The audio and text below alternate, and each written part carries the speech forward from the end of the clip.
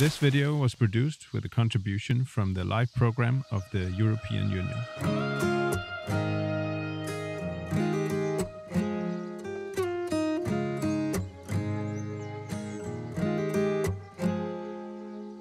Så er vi nået frem til Østjylland, Fussingø, hvor vi er kommet ud i Tuemosen, som har ligget længe urørt. Så i dag skal vi snakke om skovens struktur, og her kan man se mange af dem. Der er forskellige aldre og forskellige træarter og forskellige strukturer, og det vil vi gå i dybden med i den her lille præsentation.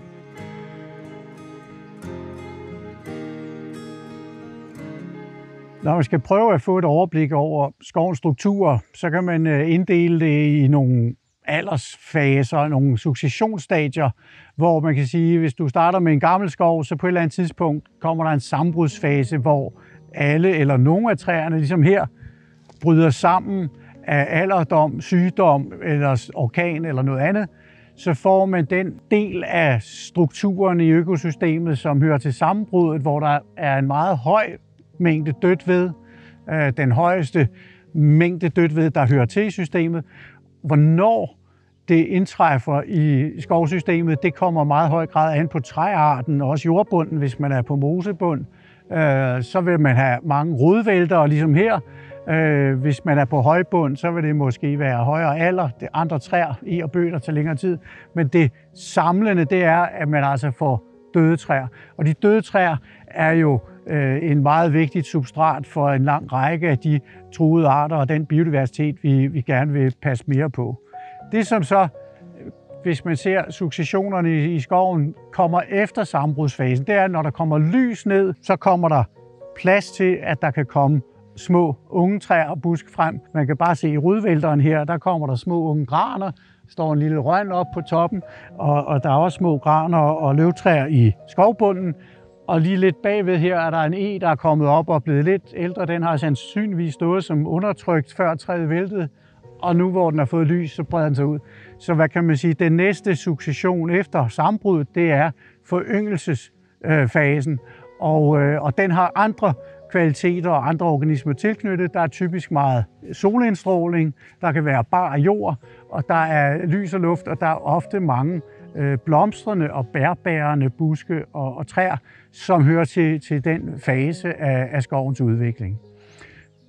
Når så træerne er blevet lidt ældre og lukker sammen, kommer vi til mere sådan den sluttede bevoksningsalder, som alt efter træart kan vare meget lang tid. Og hvis man har en blandet skov, vil det være mange successionsstadier i den, hvor der er selvtynding, hvis det er en naturlig urørt skov, hvor der vil være også løbende tilgang af dødt ved, og der vil være en succession i hvilke træarter, der dominerer, altså hvor ofte birk og andre lystræer, pil, bæveasp vil være meget med i starten. Hvis det er en naturlig succession, så vil de efterhånden blive trængt ud af mere skyggegivende og skyggetålende træer, som for eksempel bøg og gran. Så hele de system, hvor der kommer tilhørende strukturer og elementer i de forskellige successionsstadier. Når så skoven er blevet gammel nok, så kommer der en modningsfase, hvor der er meget store træer, gamle træer, før man til sidst når til sambrudsfasen. Og den her modningsfase kan også vare meget lang tid, og det er typisk modningsfasen og sambrudsfasen, vi har manglet i vores produktionsskove. Så de strukturer og de hulheder, det røde og så videre, der hører til modnings- og sambrudsfaserne, det er nogle af de strukturer, vi gerne skulle prøve at få flere af hurtigere, fordi hvis vi skal vente i 200 år på det, hvis det for eksempel er egeskov eller bøgeskov, så bliver vi ikke takket, for der kan være nogle truede arter, der forsvinder i processen.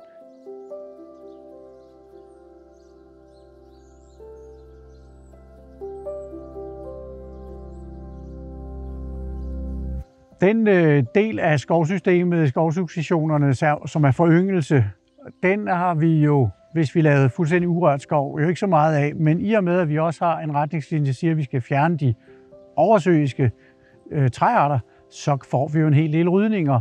Og hvis vi så for eksempel som her har ryddet nogle nåletræer, og det kan typisk være de oversøiske amerikanere som Nobilis eller Douglas eller Sitka, så får man jo et åbent miljø, en renafdrift i større eller mindre grad, hvor der er fuldt lys, så vi har de økologiske forhold, som hører til i foryngelsesfasen. På meget store dele af de skove, vi har lagt ud som urørt skov i den her runde med ca. 19.000 hektar, der er det jo i gamle løvskovsegne på frodig jordbund i Danmark, så der kommer rigtig meget foryngelse af vores gode gamle danske træarter, altså selv og buske. Men der skal man sige, at et af de redskaber, vi kunne have, det var der, hvor der måske ikke kommer alle de arter, man kunne ønske sig, eller der er visse specielle vigtige arter, der mangler, som vi har bekæmpet i måske 100-200 år. Det kunne være lind, det kunne være bæverasp, det kunne være skovabil, det kunne være andre arter, som har nogle økologiske funktioner, og som vi ved havde spillet en stor rolle i skoven, hvis ikke vi havde bekæmpet dem og udryddet dem som ukrudt. Og det vil sige, det er nogle af dem, plus de blomstrende buske med bær, det er nogle af dem, man kan sige, pulje er de til stede i skoven i tilstrækkelig omfang til, at de kommer med i foryngelsen på et nogenlunde naturligt niveau. Ellers så er det, at vi kan overveje at indbringe dem i en moderat eller lille mængde, sådan så de vil komme ind som frøbærende på et tidspunkt og kan sprede sig i skoven af sig selv. Der er altså igen overvejelsen, hvis man vil indbringe det, alt efter hvor meget græsning man har, hvor meget dyretryk man har, så kan der nogle steder være behov for en eller anden form for hegning. Men prøv at overveje, om man kan lave det så ekstensivt, så stilfærdigt, og så man ikke engang behøver at hegne. Hvis man har kreaturgræsne af en eller anden grund i forvejen, eller får det, jamen så skaff nogle skovabilæbler og foder dem i køerne, så spirer den med meget, meget stor fornøjelse i kokasserne. Og hvis man har bæverasp eller skovlind i nærheden, i et skovbryn eller hos naboen i et egekrat eller et eller andet sted, så kan man tage stiklinger af dem, for det er ikke meningen, at vi skal købe en masse planteskoleplanter og plante i forband og lave et hegn rundt om, altså hvis vi på nogen måde kan undgå det. Lysstilling er også et af de aktive redskaber, vi har til at genskabe og fremme de strukturer, der hører til solbeskinnede træer i skoven, som vi ved har en meget, meget stor værdi for visse af de truede insekter især, men også visse svampe og laver. Og det er jo ikke mindst egen, som er et af de virkelig klassiske eksempler på et træ, som man gerne lysstiller, fordi de har det med at blive trykket af skyggetræer, der vokser op udenom dem, og det kan som her være, at der har vokset en produktionsnåleskov op rundt om dem. Den her har vi allerede fjernet, men det kan også være i bøgeskoven, at der står flere eller færre ege, som bøgene har det med at genere voldsomt, og så bliver kronen af egen ofte sådan, så den får mange døde grene, og hvis ikke man gør noget ved det, så kan til sidst man ender i den situation, at hele egetræet dør i måske 50, 100 eller 150 års alderen, i stedet for at blive 300-400 år gammel. Så det er lysstilling og få solhed til de træer, som er glade for det, altså vores lystræer, og for så vidt også buske. Her står vi så ved et gammelt egetræ, som er godt trængt af den omgivende bøgeskov, hvilket er noget, vi ser masser af steder i vores skove. Og der er et af de redskaber, vi har, det er lysstillingen. Og når man ser sådan en eg her med døde grene, både lavt og højt i kronen på grund af sin omgivende bøgeskov eller andre skyggetræer, så er det, at vi skal til at tænke på, var det relevant at lysstille det? Og til det, der kan man jo se, hvis vi er et sted med naturlig egeskov her, der hasler sammen med egen, det kan spille en rolle. Der skal vi lige være opmærksom på, at det er jo ikke haslen, der generer egen. Så den kan vi gavne ved at lade den være. Det er bøgen ved siden af, vi skal have fat i, og enten fælde den, brænde den, ringbarke den, eller på anden vis få den ned med nakken, så den holder op med at genere egen og haslen.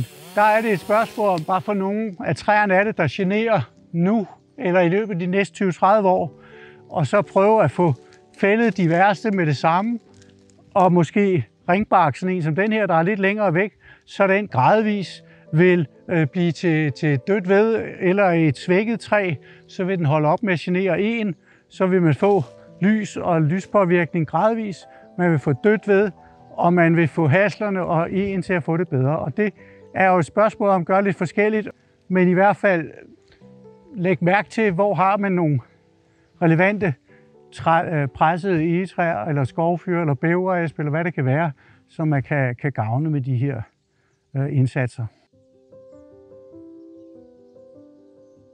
Et af de tiltag, der vil fylde rigtig meget i de områder, vi har udlagt til urørt skov for at få noget mere naturligt ind, så vi kommer til at matche lidt bedre de successionsstadier, der hører til en naturlig skov, det er jo strukturfældningerne i vores ensaldrede, mere eller mindre plantageagtige bevoksninger. Uanset om de har været plantet eller kommet af sig selv, så har vi jo drevet dem forstigt så meget mange steder, så de ser meget ensartede og ensaldrende ud.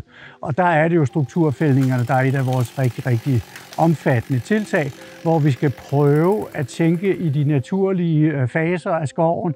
Hvad er det, vi mangler? Vi skal have lavet nogle store lysninger i bevoksningerne, så vi får foryngelsesfasen repræsenteret.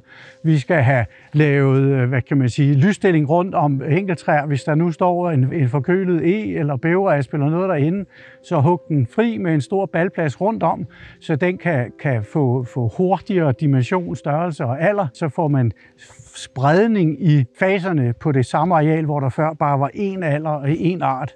Og man kan veterinisere, eller man skal veterinisere alt efter alder og træart, så skal man veterinisere nogle af træerne, så man også får det døde ved, som repræsenterer sammenbrudsfasen ind tidligere.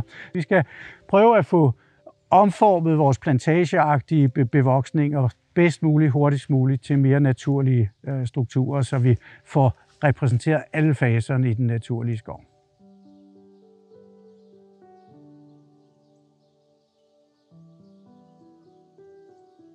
Nu er vi igen kommet ind i noget, der har ligget urørt i et stykke tid, og har en ekstensiv driftshistorik. Og der er det jo, man måske kan fornemme, at når der er gået 50 år eller mere, hvor det har ligget nogenlunde og passet sig selv, så får man mange af de naturlige faser i skoven, hvis vi har givet det et passende udgangspunkt. Og der er det jo, at vi bruger vores aktive tiltag til at fremskynde processen. Men vi skal også være opmærksom på, at nogle af tingene tager jo ret lang tid.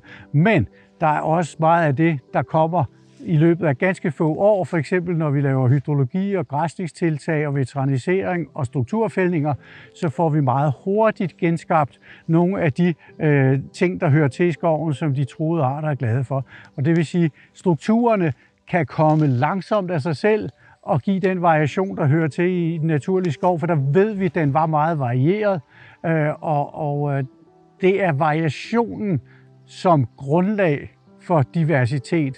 Det er ligesom også det, vi skal hen til. Så vi skal også være lidt nervøse for at lave det hele ens hver gang. Vi må godt gøre det lidt forskelligt fra sted til sted, fordi variation og diversitet er et grundlag for biodiversitet. Så afslutningen på det her om skovens strukturer og successionsfaser, kan også være, at vi skal sørge for variationen i skoven. Vi skal hjælpe variationen til at komme igen i skoven så hurtigt som muligt. Tak fordi I så med.